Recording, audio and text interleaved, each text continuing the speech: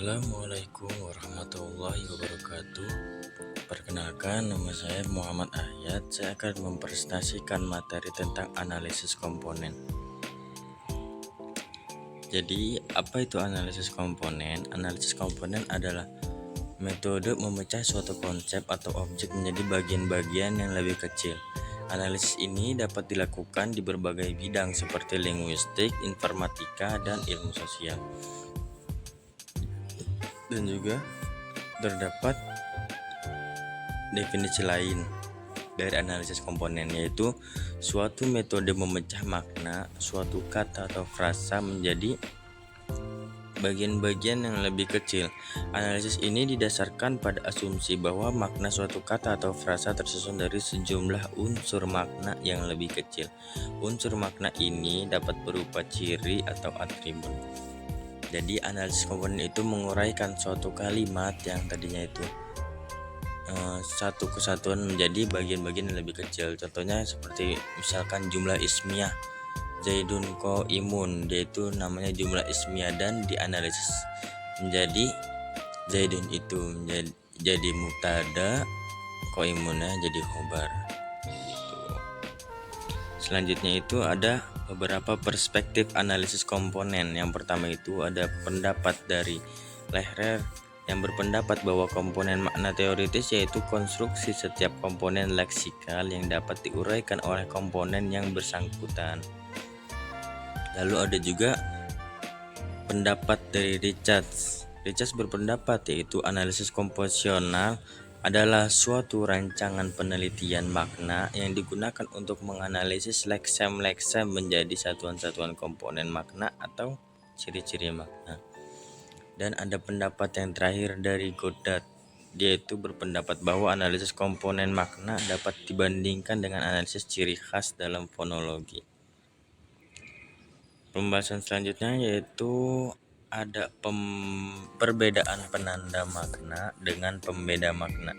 Penanda makna itu merefleksikan ciri dari penanda makna itu ada 3. Yang pertama itu merefleksikan hubungan sistemis yang menyatukan antara satuan leksikal dalam kosakata. Yang kedua itu berhubungan dengan bahasa secara universal. Dan yang ketiga itu merepresentasikan komponen konseptual pada satuan leksikal dan ekspresi leksikal. Dan pembeda makna itu juga ada 3 ciri dari pembeda makna itu. Yang pertama itu merefleksikan aspek idiosinkrasi pada makna. Yang kedua itu berhubungan dengan bahasa tertentu. Yang ketiga itu menandai pembeda perseptual. Contoh dari penanda makna dan pembeda makna itu contohnya seperti rumah dan bangunan. Itu kalau ciri bersamanya itu dari penanda makna atau yang bisa disebut juga ciri bersama. Ciri bersamanya itu rumah itu sebuah bangunan dan bangunan itu belum tentu rumah. Jadi rumah itu bangunan, bangunan itu bangunan, dia itu sama-sama sebuah bangunan. Yang membedakan itu kalau rumah bisa jadi tempat tinggal, dan kalau bangunan itu belum tentu menjadi tempat tinggal. Kan ada tuh yang namanya itu bangunan seperti ruko itu dan sebagainya. Dan yang selanjutnya itu ada prosedur menganalisis komponen makna. Jadi ada beberapa prosedur untuk menganalisis komponen makna. Yang pertama itu ada penamaan.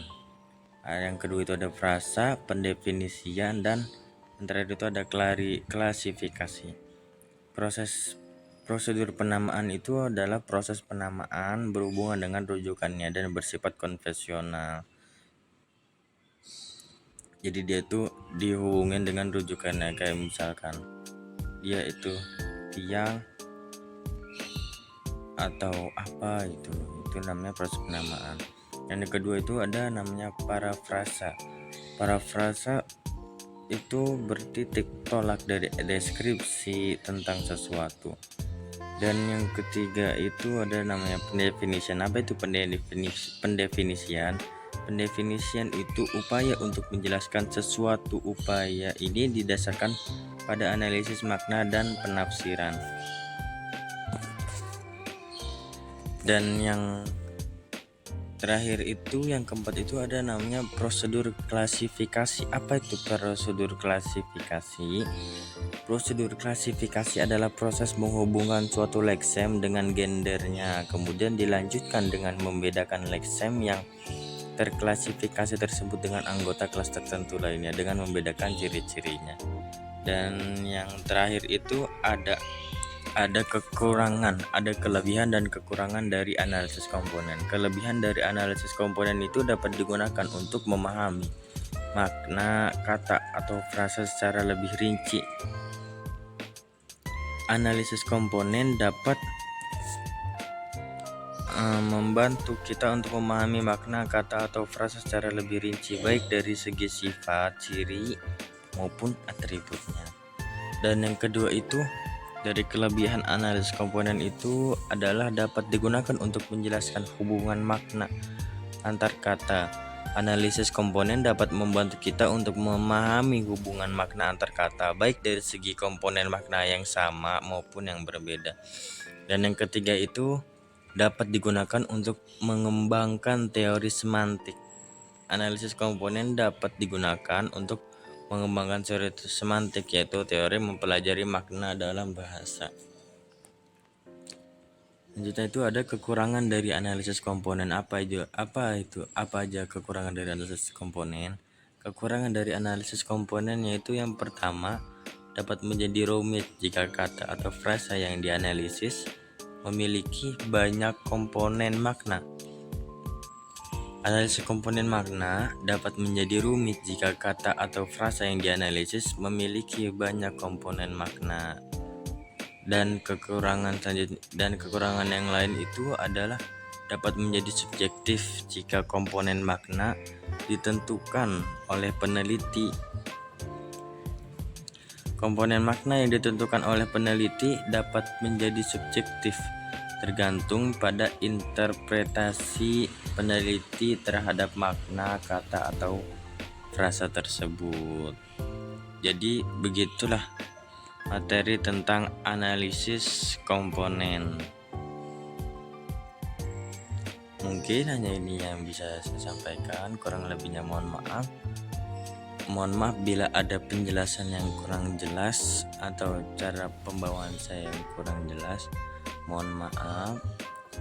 Kurang lebihnya mohon maaf. Wabillahi taufiq wal hidayah. Wassalamualaikum warahmatullahi wabarakatuh.